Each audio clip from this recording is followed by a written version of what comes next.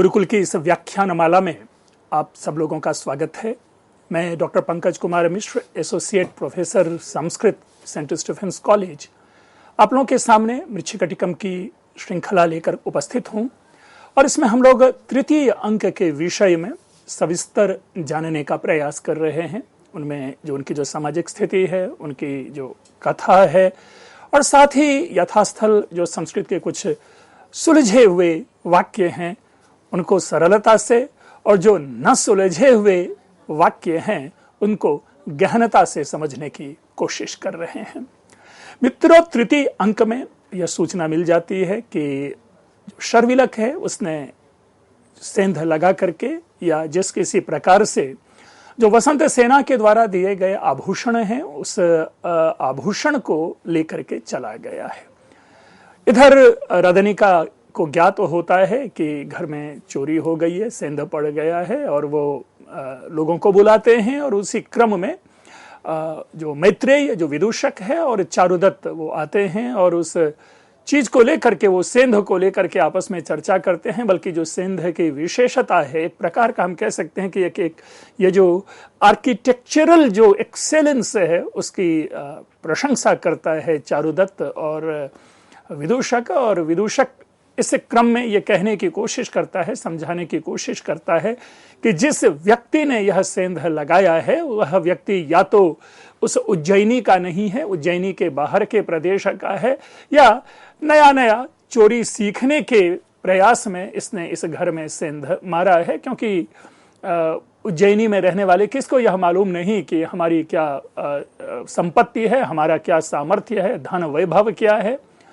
अब ये छोटी छोटी चीजें हैं, इसलिए कि हम सभी जानते हैं कि चारुदत्त शुरू में प्रारंभ में अत्यंत एक धनाढ्य सेठ था और धनाढ्य सेठ होने के कारण उनकी जो प्रतिष्ठा थी, उनका जो यश था वो दूर दूर तक फैला हुआ था।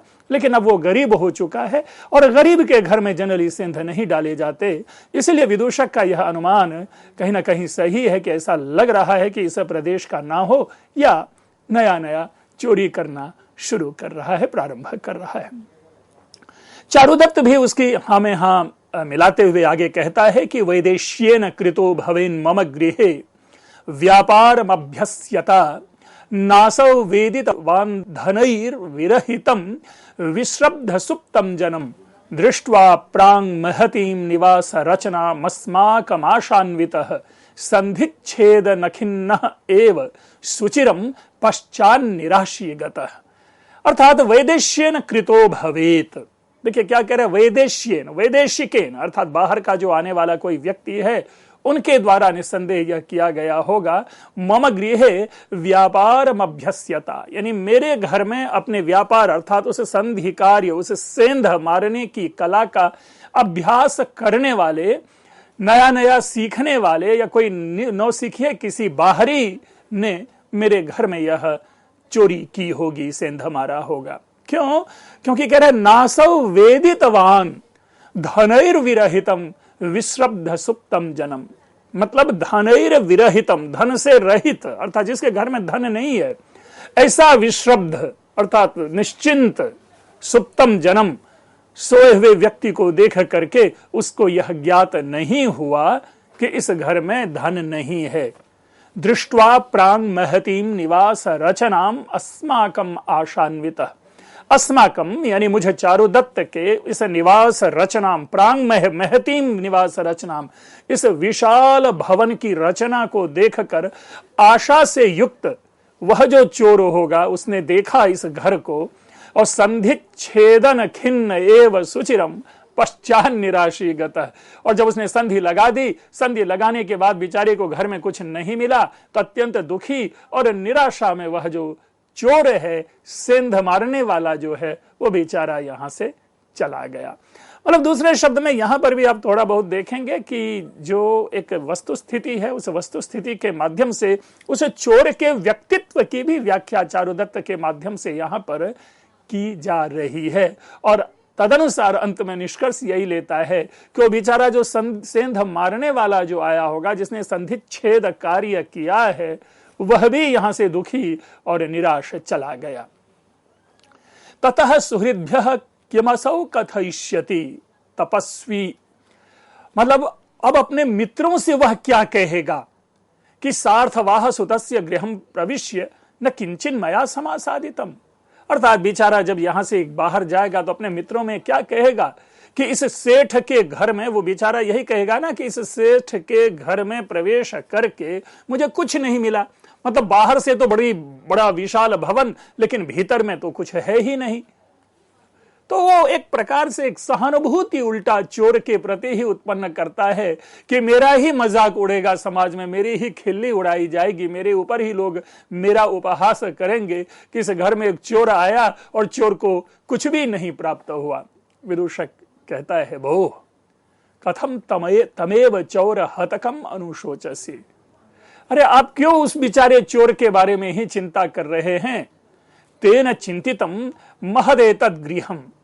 अरे ठीक है, उसने सोचा होगा कि इस विशाल घर में बहुत कुछ होगा, ये बड़ा ही विशाल घर है, इसलिए इस घर में प्रचुर सामग्री होगी, प्रचुर धन संपत्ति होगी। और ये तो रत्न भांडम सुवर्ण भांडम व निष्क्रामयिष्यामि, यानी यहां जाकर के, यहां चोरी करके, यहां सेंध लगा करके मैं रत्न का पात्र, ढेर सारे रत्न हम प्राप्त करेंगे, सुवर्ण पात्र लेकर के मैं वहां से निकल जाऊंगा। अब ये चर्चा कर ही रहा है विदूषक कि अचानक उसे कुछ बात याद आती है और सविषादम, दुख के साथ अपने मन ही मन कहता है, सोचता है, कुत्र तत्र सुवर्ण भांडम।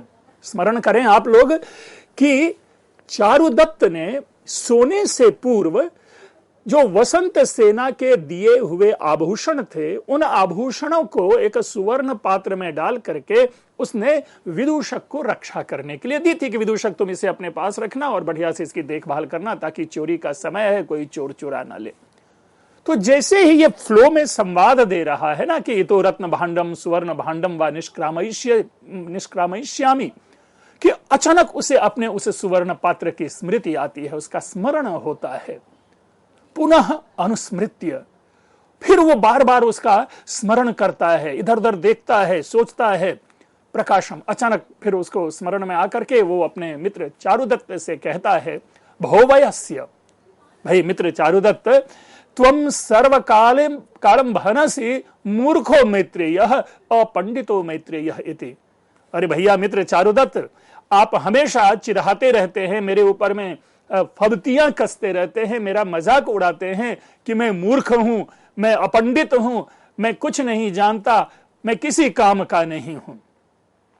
लेकिन सुष्ठु मया कृतम, मैंने एक कार्य बहुत अच्छा किया। क्या? कि तत्सुवर्ण भांडम भवतो हस्ते समर्पयता, कि मैंने एक बहुत अच्छा काम यह किया कि वो जो सुवर्ण का पात्र था वो मैंने आपके हाथ में दे दिया। तो आप जो अब बार बार मुझे मूर्ख पंडित कुछ से कुछ मेरे ऊपर कहते रहते हैं, इसका यह लाभ है कि मैंने संयोग से वह सुवर्ण पात्र आपको वापस दे दिया था। अन्यथा ये पता नहीं फिर आप मुझे क्या कहते, अन्यथा दास्याह पुत्रेण अपहृतम भवेत। नहीं तो अगर मैं आपको वह पात्र नहीं देता तो ये जो दुष्ट चोर आया है, दास्याह पुत्रेण जो है ना, ये उस संस्कृत में एक प्रकार का अपशब्द है, ये एक प्रकार की गाली जिसे हम कहते हैं वह है। दासी पुत्र, दासी पुत्र बहुत अधिक प्रयोग में आता है और यह प्रयोग खास करके विदूषक के द्वारा किया जाता है। तो हम उस प्राचीन समाज में जो गालियां प्रयुक्त में गालियों का जो प्रयोग किया जाता था, उन गालियों को भी हम यहां पर एक लिस्टिंग कर सकते हैं, एक सूची उसकी बना सकते हैं। नहीं तो वो दासी का पुत्र क्या था, अपहृतम भवेत, ये सुवर्ण भांड चुरा लेता। अब पूरे को अगर आप समअप करें इस होल एपिसोड को यहां पर, तो जो विदूषक का जो कथन का कहने का भाव है वो यही है कि जो पात्र आपने हमें दिया था वो मैंने आपको लौटा दिया और मैं बच गया, मेरे ऊपर कोई दोष नहीं आया, ताकि अगर मेरे पास रहता तो हो सकता है कि ये जो चोरी मारने वाला शर्विलक है यह इसे चुरा लेता, लेकिन मैंने आपको लौटा दिया, इसलिए वह सुवर्ण पात्र बच गया। अब चारुदत्त कहेगा अलम परिहासेन, अरे भाई मित्र मैत्रेय, ये क्यों मजाक कर रहे हो भाई, क्यों मजाक कर रहे हो? विदूषक कहता है, भो यथा नाम अहम मूर्ख, तत्किम परिहासस्यापि देश कालम न जानामि। ठीक है, आप मुझे हमेशा मूर्ख कहते हैं, ठीक है मैं मूर्ख हूं, लेकिन इतना मुझे मालूम है कि देश काल पात्र आदि को जान करके ही परिहास किया जाना चाहिए। यानी मैं परिहास का, हंसी मजाक का उचित अवसर कब है, उचित काल कब है, उचित स्थान कब है और किस व्यक्ति से किस क्षण हास्य किया जाए, मैं इसको अच्छी तरह से जानता हूं। चारुदत्त कहता है, अच्छा ठीक है, बताओ कि आपने अगर मुझे वह सुवर्ण पात्र वापस दिया तो कस्याम वेलायाम, किस समय आपने मुझे वो पात्र लौटाया, किस समय मुझे आपने वो वापस किया। विदूषक कहता है, वो यदा त्वं मया भणितः असि कि शीतल हस्ते गृहस्थ। मित्र, जब आपने मेरे से कहा था ना कि मेरे हाथ का जो अगला हिस्सा है वो ठंडा है, शीतल है। अब ये शीतलः ते गृहस्थः, इसको रिलेट कीजिए। आपने इससे पीछे के व्याख्यान में यह सुना होगा कि जब शर्विलक को नींद में, सपने में बड़बड़ाते हुए विदूषक वो पात्र देने की कोशिश करता है, तो उसी समय उसके हाथ से शर्विलक का हाथ स्पर्श हो जाता है, हस्त स्पर्श हो जाता है। और उस समय शर्विलक का हाथ शीतल था, गीला था, ठंडा था, क्योंकि सेंध मारते समय, सेंध डालते समय पानी का उसने छींटा दिया था उस वॉल पे, दीवार पे, तो उस कारण उसका हाथ जो था ठंडा था। तो नींद में बड़बड़ाते हुए विदूषक ने तो ये कहा ही था कि शीतलस्ते गृहस्थ। इस कथन में मिथ्या नहीं है, इस कथन में दोष नहीं है, लेकिन उस विदूषक को यह नहीं मालूम है कि वो सपने में बोल रहा था, वो किसी अन्य को बोल रहा था।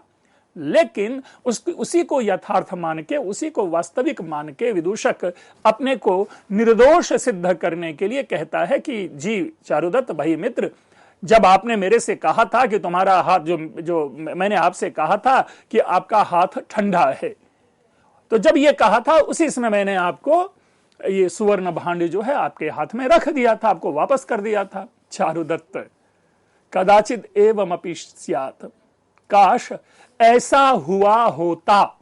हम आप आम जीवन में कहते हैं कि काश ये घटना घटी होती या ये घटना घटी नहीं होती, तो ये मुहावरेदार भाषा का प्रयोग है। हम लोग भी कहते हैं परहैप्स, जो इंग्लिश में भी अगर कहेंगे तो एक संभवतः ये हुआ होता, काश ऐसा हुआ होता, लेकिन ऐसा हुआ नहीं है। मित्र मैत्रेय, बेचारा चारुदत्त चारों ओर अपना सिर घुमा करके देखता है और प्रसन्नता पूर्वक कहता है, वयस्य दृष्टिया ते प्रियम निवेदयामि। मित्र मैत्रेय, मैं तुमको एक अच्छी बात सुनाता हूं, बड़ी प्यारी बात मैं तुमसे कहता हूं। और प्रसन्न होकर के चारुदत्त ये कहता है कि विदूषक पूछता है, क्या किम नापहृतम, अर्थात क्या वो जो सुवर्ण भांड है उसको नहीं चुराया उसने। विदूषक फिर कहता है, न्यासः खलु सः, अरे वो तो न्यास था, धरोहर था। मित्रों, इस जगह पे जरा हम लोग रुके। प्रायशः हम जहां भी देखते हैं, सर्वत्र हमारे संस्कृत साहित्य में ये न्यास, न्यास और न्यास, ये शब्द सर्वथा हमें दिखता है। अगर स्वप्न वासवदत्तम में जाएं तो प्रथम अंक में जहां पर पंक्ति आती है, दुखम न्यास रक्षणम, योगंधरायण पद्मावती के समक्ष निवेदन करता है कि उनकी जो बहन वासवदत्ता है, अवंतिका वेशधारी, उस वासवदत्ता को अपने पास धरोहर रूप में रखें और जब वो विदेश से वापस आएगा योगंधरायण, तब अपनी बहन को वापस ले जाएगा। तो उसी में कहते हैं सुखम प्राण जो है ना, सुखमर्थो भवेत दातुम सुखम प्राणा सुखम तपः अन्यत सर्वेद भवेत अन्यत सर्वम भवेत सुखम दुखम न्यासस्य रक्षणम। जो धरोहर की रक्षा करना जो है वो अत्यंत कठिन है। तो जो विदूषक के मन में या चारुदत्त के मन में ये जो बात आती है कि अरे वो तो धरोहर था, वो तो न्यास था।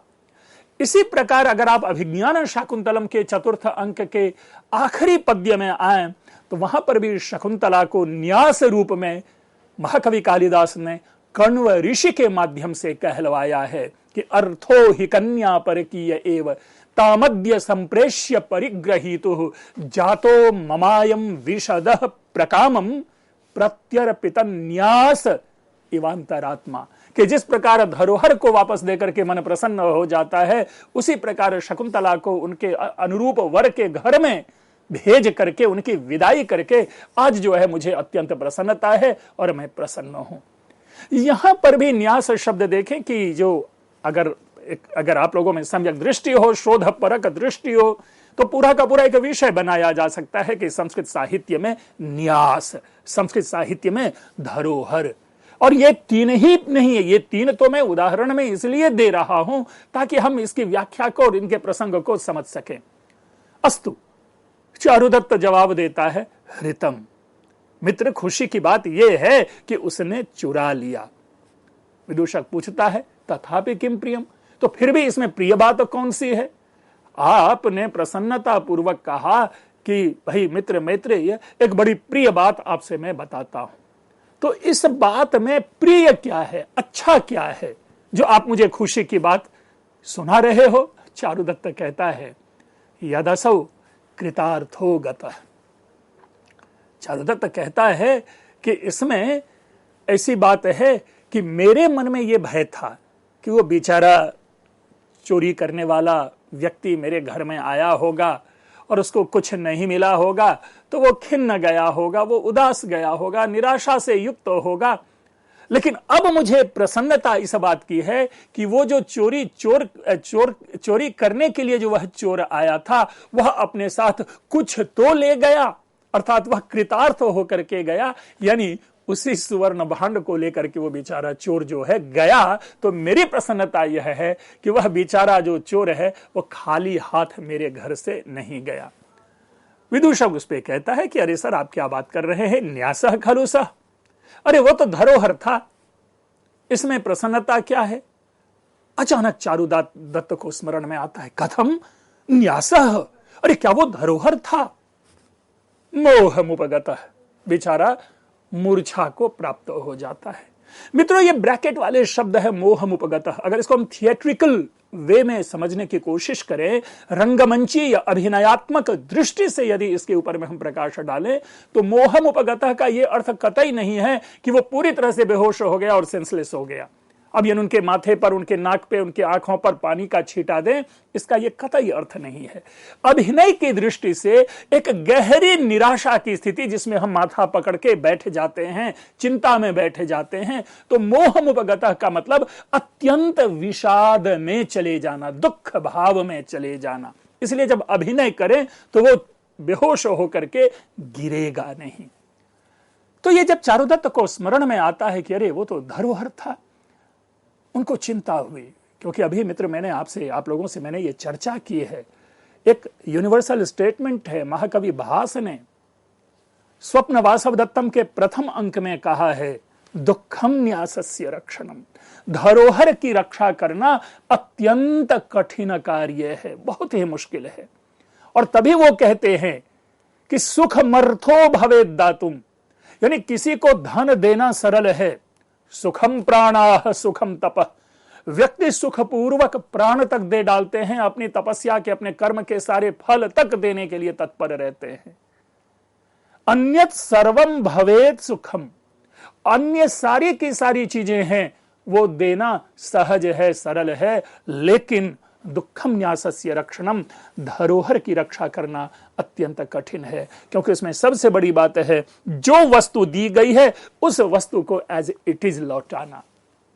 समस्या क्या आती है कि जब कोई व्यक्ति हमें किसी चीज की रक्षा करने के लिए हमें सौंप करके जाते हैं, तो हमारे मन में एक देखने की चाहत होती है कि क्या है, हमारे मन में उसके उपयोग की भी चाहत हो जाती है, अच्छा ठीक है आएंगे तो लौटा देंगे। या कभी कभी ऐसा आता है कि चोरी डकैती में उनके भी वस्तु, उनके भी सामान जो है यहां से वो वापस चले जाते हैं।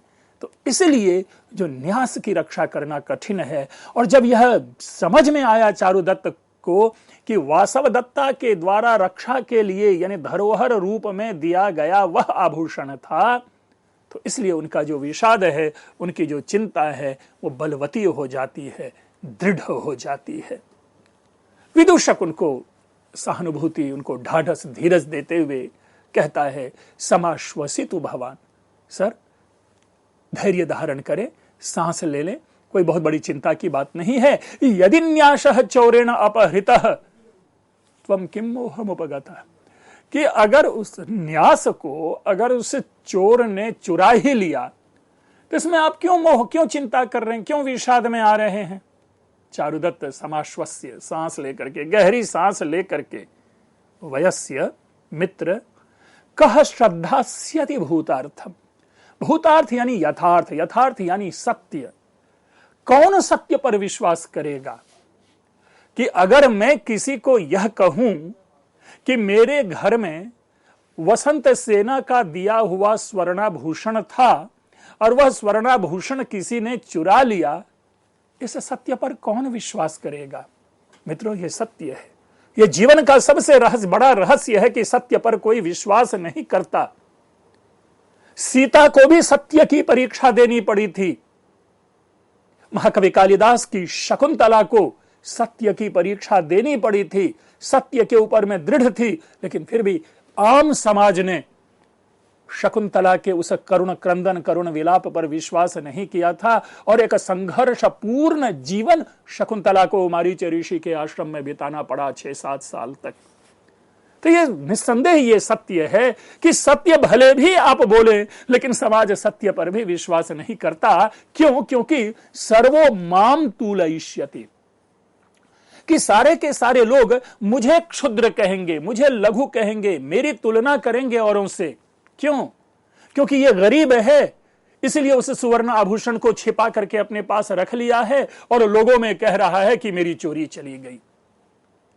शंकनीया हि लोकेस्मिन् निष्प्रतापा दरिद्रता।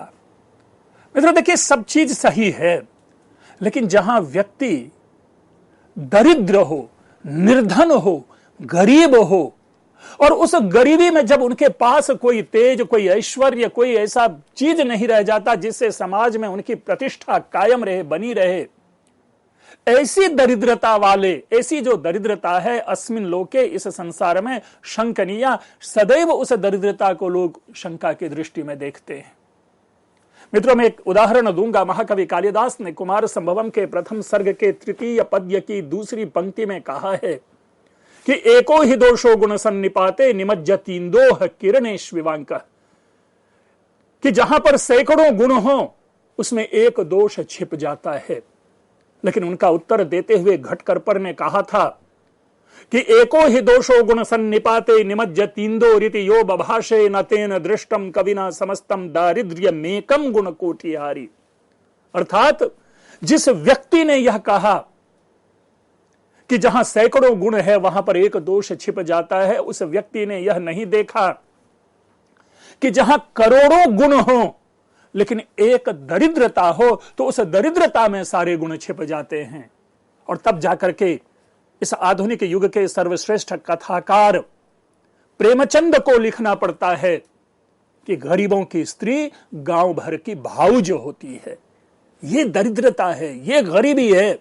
जिसने इसके स्वाद को चखा है वही उस दरिद्रता के मर्म को जानता है, और वही यथार्थ, वही सत्य, वही कटु सत्य चारुदत्त यहां पर अपने अनुभव से प्रस्तुत कर रहा है कि जहां दरिद्रता होती है वहां ऐसे लोगों को व्यक्ति शंका की दृष्टि से देखता है।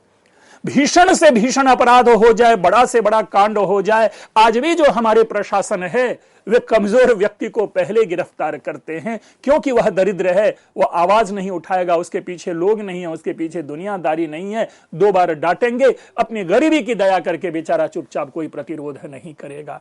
ये कटु सत्य है कि दरिद्रता जो है वे सारे दुखों की जननी है, सारी समस्याओं की मां है। अस्तु, चारुदत्त ने जब ये कहा, अचानक उसके सामने आता है भोह कष्टम, ओह बहुत बड़ा कष्ट है, ये दरिद्रता बहुत बड़ा जो है कष्ट है। कैसे? कि यदि तावत कृतांतेन प्रणयोर्थेषु में कृतः, कि कृतांत यानी भाग्य, कि यदि भाग्य ने मेरे धन के साथ प्रणय कर लिया, अर्थात मेरा सारा धन छीन लिया, मेरी संपत्ति सारी हड़प ली, अर्थात भाग्य से आज मैं विनष्ट हो गया हूं, दरिद्र हो गया हूं, गरीब हो गया हूं, निर्धन हो गया हूं, किमिदानीम नृशंसेन चारित्रमपि दूषितम। लेकिन इस क्रूर भाग्य ने, इस दुष्ट अब मैंने क्या किया कि इस दुष्ट भाग्य ने मेरे चरित्र को भी दूषित कर दिया। देखिए, व्यक्ति गरीब हो जाता है, चलो ठीक है, बहुत बढ़िया है, लेकिन जब उनके ऊपर दोषारोपण हो जाता है ना, तो जीवित रहते हुए ही वह मानव मृत्यु को प्राप्त हो जाता है। और चारुदत्त जैसा व्यक्ति जिसने सदैव अपने यश के लिए, अपनी कीर्ति के लिए, अपने प्रतिष्ठा के लिए, अपने व्यक्तित्व के लिए सर्वस्व त्याग किया, उसके ऊपर आज यह एक नई लांछना लगने वाली है कि चारुदत्त ने वसंत सेना के आभूषण को दबा लिया, छिपा लिया और लोगों में यह बातें कह रहा है कि मेरे घर से वो चोरी चली गई। कष्ट है चारुदत्त को। विदूषक कहता है, अहम खलु अपलपिष्यामि केन दत्तम केन गृह्यतम को वा साक्षी इति। अरे मैं कुछ कह दूंगा, मैं बोल दूंगा कि भाई किसने दिया, किसने लिया और कौन साक्षी है। मैं झूठ बोल दूंगा कि किसी ने नहीं दिया, किसी ने नहीं जाना और ऐसी कोई बात ही नहीं थी कि मुझे वसंत सेना ने आभूषण दिया था। मैं झूठ बोल दूंगा, आप चिंता मत करें। चारुदत्त कहता है, अहम इदानीम अनृतम अभिधास्ये।